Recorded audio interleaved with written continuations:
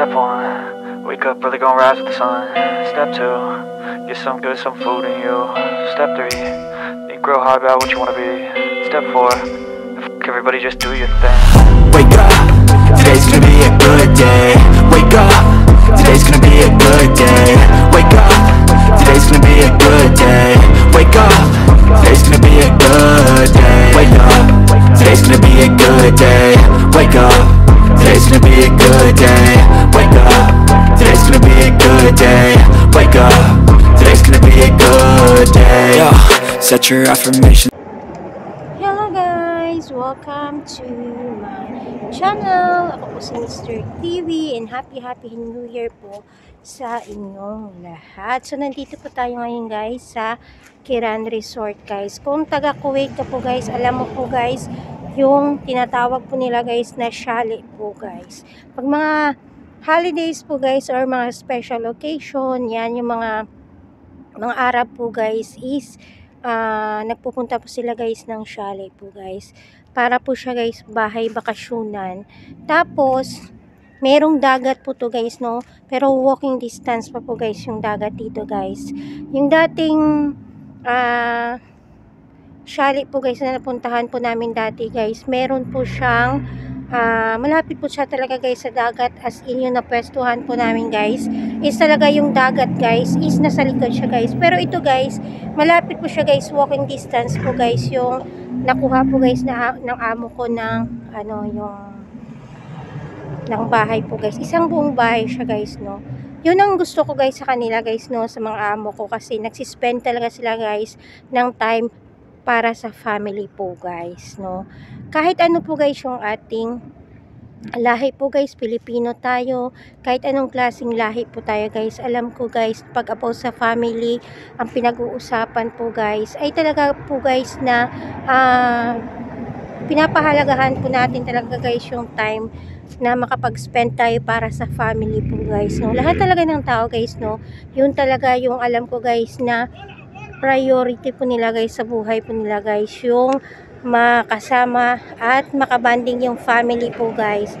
Kasi yun talaga guys yung pinaka-precious moments po guys sa buhay po natin guys, na magkaroon po tayo guys ng time para sa family natin guys. Kaya yung amo ko guys, kumukuha sila ng isang buong bahay po guys. Tapos sinasama rin yung mga kabayan na nagtatrabaho guys sa bawat family po guys. Tapos yun guys, kaya nagkakasama-sama po kami guys sa chalet po guys. Chalet po yun guys yung tawag nila guys no. Pag malapit kami sa dagat, yun magdadagat sila. At malapit po guys sa mga establishment guys kung gusto nila. Tingnan mo ang kukulit nila guys so. May nagaano. Ayan, di ba guys? So ayun na guys, mahalaga po talaga sa kanila guys na makapag-spend sila ng oras sa family nila no. Masaya siguro na makabanding mo yung family mo guys no. Isang ano sila guys no, kahit may mga asawa ni sila, may mga family sila, may mga anak sila no, nag-gather sila together guys no sa isang bahay para magsama-sama sila guys, mag-spend sila ng 1 week ganyan para sa family nila. Napakahalaga po yan sa atin guys no, sa mga Pilipino din guys na sa atin guys, minsan malayo tayo, gusto natin mag-spend ng time para sa family natin, kaya tayo guys na malalapit tayo guys no, wag po nating unahin po guys yung barkada, ibang tao. Magkaroon po talaga tayo guys ng regular time para makapag-spend ng oras para sa family. Ayan, ang tagal ko na rin guys no sa pamilya ng amo ko guys. Lahat ng mga nangyayari sa kanila, yung hindi magagandang ng mga nangyayari sa kanila, ang masayang nangyayari sa kanila guys no, nag-witness ako guys sa mga nangyayari sa kanila, at talagang yun talaga yung pinakagusto ko guys sa amo ko guys, yung grabe yung pagpapahalaga nila guys no, pag about family talaga guys yung pinag-uusapan guys. Kaya ikaw na nagtatrabaho ka sa mga amo mo na mayroong mga kapatid no, wag nating ituring guys ng ibang tao yung pamilya ng amo natin. Kasi alam mo, advice sa mga kapwa ko OFW, wag tayong masyadong mapagbilayang guys, lalo na sa work guys. mas maganda po guys na ituring din natin na family po guys, yung family ng amo natin. Pag magkakasama-sama guys, no, bigyan natin sila ng serbisyo guys. Huwag tayong sabihin na hindi natin amo yan. Dapat pag magkasama kayo guys sa isang bahay po guys, is talaga magtulungan po guys para maiwasan talaga guys yung problema po guys. Kasi doon minsan guys nagkaka-conflict yung amo sa katulong, sa nagtatrabaho sa kanila, nagkaka-conflict sa family nila. Kaya imbis na guys na okay sila guys, minsan sila pa guys, ikaw pa yung dahilan na mag-aaway sila kasi nga. So ayun na guys, no, lahat ng mga kapwa ko OFW po guys, tibayan lang natin yung loob po natin guys, i-enjoy po natin kung anong meron tayo.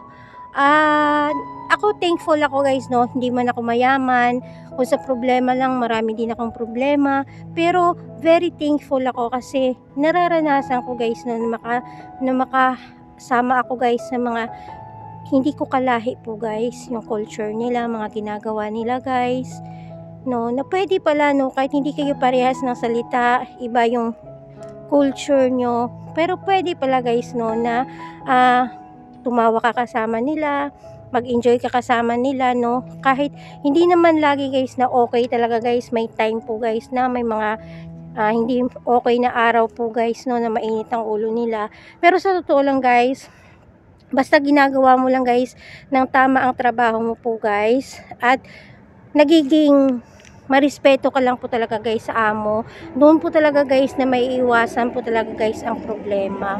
Kaya tayo guys, no, wag tayo lagi pangunahan natin yung mga init ng ulo natin, no. Alam po guys, sa mga nasa Kuwait po guys, alam niyo, nabalitaan niyo yung mga yung bagong update po guys, na meron tayong kababayan na may something siyang ginawa na hindi po maganda guys.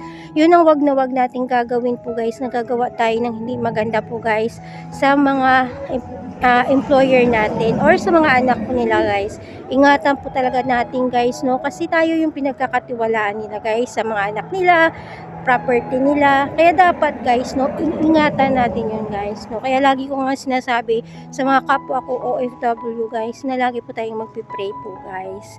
Kasi alam nyo po guys, na yung kahinaan natin, yung weakness natin, yun ang gagamitin guys ni Satan po guys, no, para pasukin niya guys yung ating buhay po guys, na magkasala po tayo guys, no.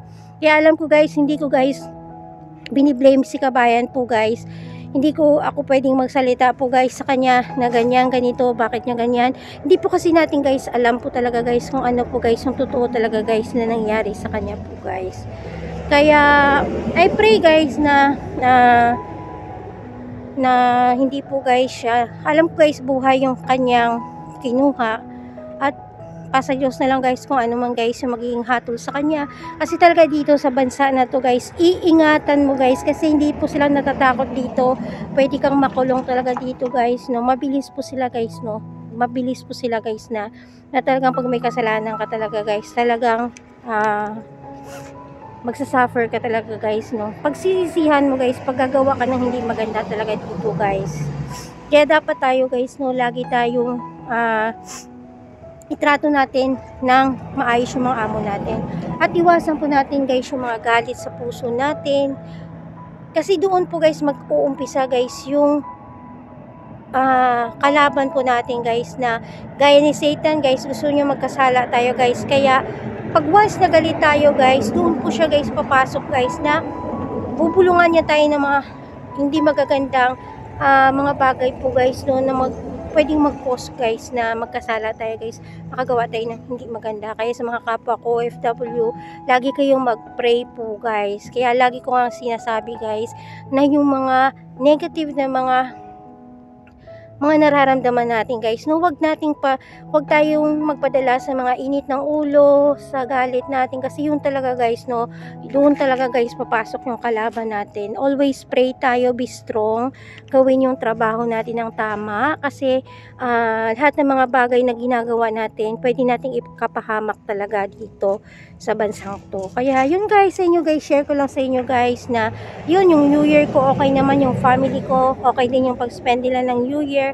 At ako din po guys, no, nag-spend ako kasama yung mga amo ko, no, ilang years na ako nagsispend ng New Year kasama nila guys, no, kasi through good times and bad times talaga guys. Ang dahilan ko guys, kahit na pagalitan nila ako or ano man guys yung sabihin nila sa akin na hindi ko naman talaga ginagawa guys, no. Basta ako guys sa araw-araw guys patuloy kong ginagawa yung trabaho ko guys, kasama yung pagdadasal po guys, no.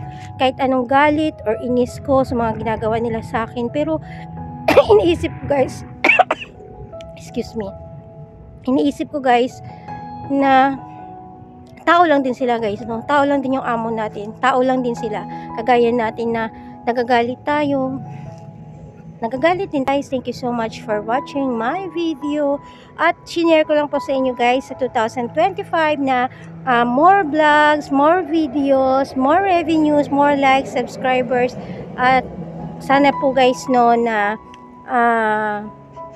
more blessings to come para sa ating lahat guys. At wag po tayo laging mawala ng pag-asa guys sa buhay po natin guys, kasi basta kasama lang natin si Lord sa buhay natin guys, no, walang imposible kay Lord talaga guys. Kaya Happy New Year ulit sa inyong lahat, at mag-iingat po tayo guys lahat guys. God bless and more power sa inyong lahat. Ako po si Mr. TV. Please don't forget to like, share, subscribe, and hit the notification bell para lagi kang updated sa aking mga bagong videos. Bye guys, thank you so much.